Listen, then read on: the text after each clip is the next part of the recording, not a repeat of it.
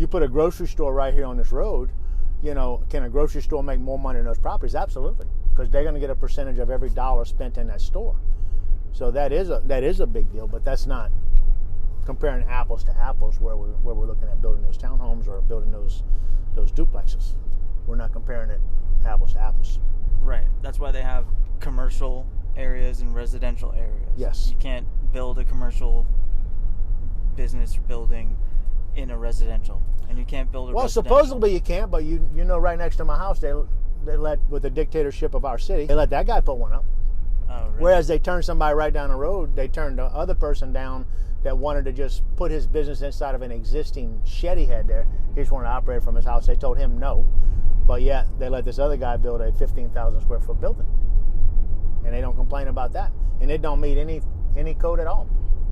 You know, it doesn't have fire sprinkler systems like it's supposed to have. It doesn't have fire suppression like it wasn't inspected.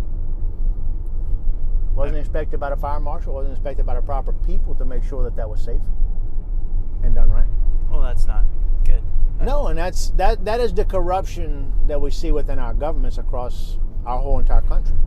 You know, I'm sorry. What's good for me should be good for everybody else, and vice versa. If it's good for you, it ought to be good for me. There should be no difference between anybody. The government, I don't care if the mayor likes me or don't like me. My rights are exactly the same as everybody else's rights. But when he goes in and tries to push me and force me to do stuff that we already checked and found out that it's wrong, it's not right.